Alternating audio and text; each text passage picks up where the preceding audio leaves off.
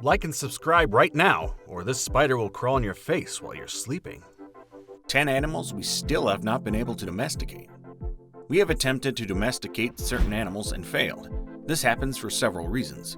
Most of the time, it's because some animals are so wary of humans that the creatures will flee on sight. Others are just too aggressive to be domesticated, which may lead to attacks on and even death of the breeder. Another distinct category of animals is classified as tamed but not domesticated. In these cases, the animal has been bred to tolerate and maybe obey humans, but it is not safe enough to be classified as a domestic animal. Tamed animals still have their wild instincts and can quickly turn rogue. However, whatever we might call it, humans cannot have it all, and while we have been able to find many companions in the animal kingdom, there are still hundreds of animals that remain way beyond our reach. So without any further ado, here are 10 animals we still have not been able to domesticate. Let's go. Number 10. Zebras.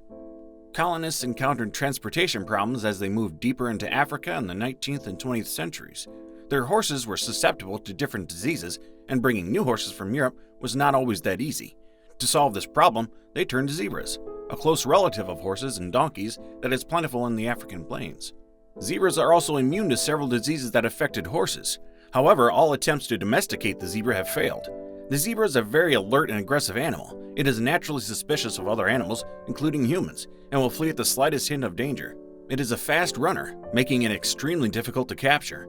If caught, it would deliver heavy kicks and bites in an attempt to escape. Although the colonists managed to get some zebras, they quickly realized that these animals are smaller than horses and uncomfortable to ride.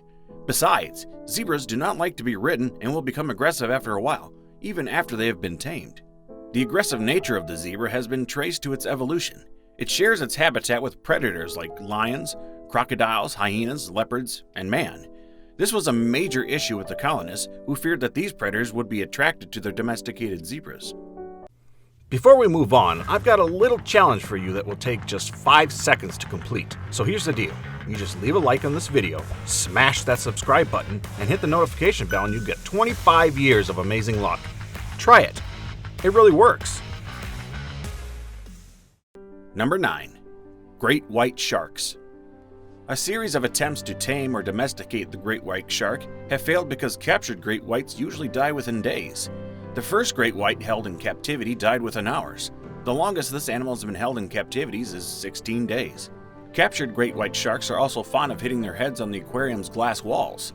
One shark held at the Okinawa Shiromi Aquarium in Japan continued bashing its head on the glass until it died.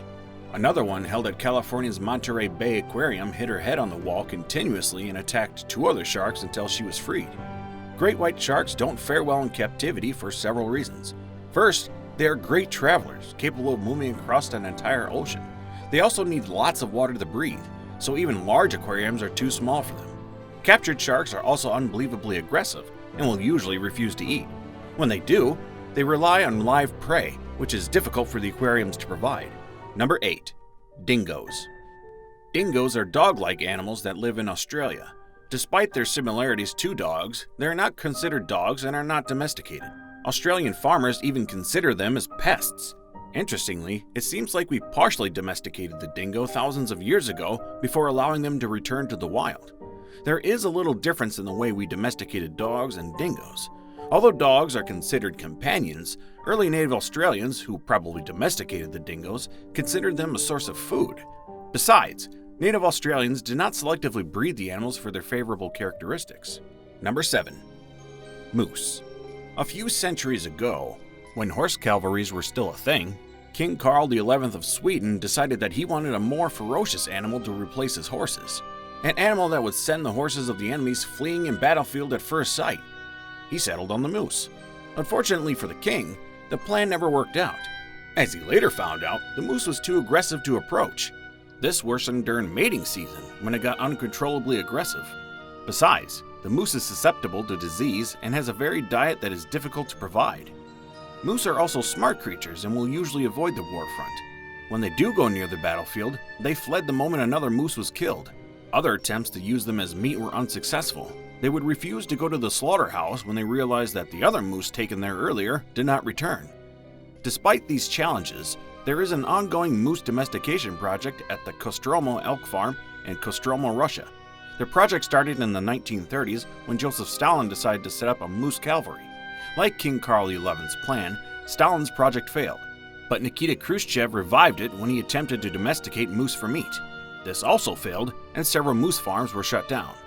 However, the Kostroma elk farm remained functional and is still trying to domesticate the moose. Primarily, the facility is used for the production of moose's milk now. Number 6. Raccoons. Raccoons are a good candidate for domestication. They are skilled climbers and can enter tight spaces, making them an excellent working animal. If domesticated, they would be useful for senior citizens and the physically challenged. However, they cannot be used as working animals because they have not been domesticated. Despite their cute looks, raccoons are aggressive and destructive. They are naturally curious, like moving around, and quickly become destructive when confined to an area. They usually need to be constantly monitored and bite when hungry or angry. Bites can turn fatal because they can infect humans with rabies. As raccoons can use their hands like humans, they will usually attempt to open anything they lay their hands on. They are also experts at escaping. In fact, this is a major reason why domestication attempts have failed. Besides, they like being alone and are not social animals and are not loyal to humans. Number 5. Foxes. We once fully domesticated foxes. However, they died off and modern attempts to domesticate them again have been partially successful.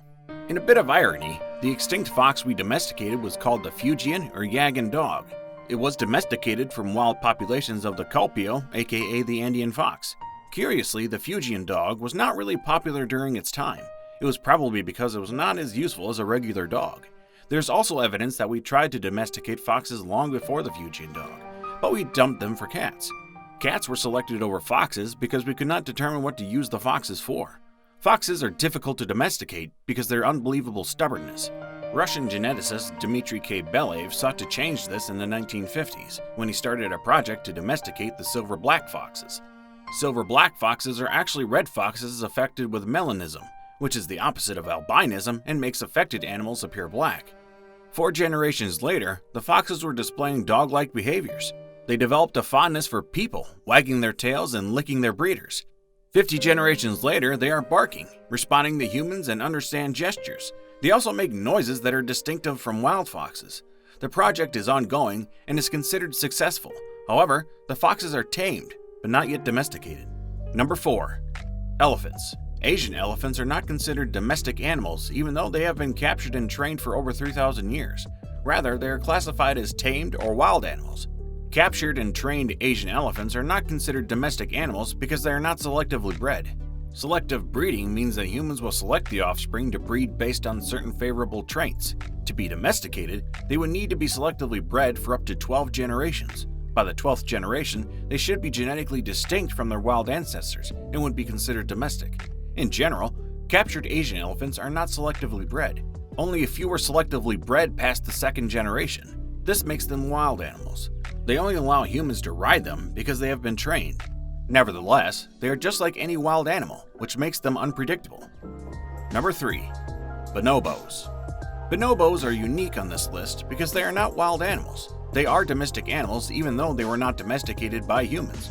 Bonobos domesticated themselves. Scientists are not sure how this happened, but they think it began about 2 million years ago when the Congo River formed in Africa. This event separated the ancestors of the bonobos and the chimpanzees that lived there. The primates to the north of the river evolved to become bigger and more aggressive because they competed with the bigger gorillas for food.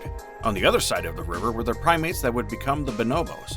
They had more than enough to eat, and there were no gorillas either. Their females became picky and decided which males they wanted to mate with.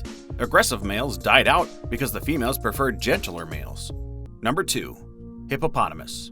Humans have wisely stayed away from hippopotamuses, one of the world's deadliest animals.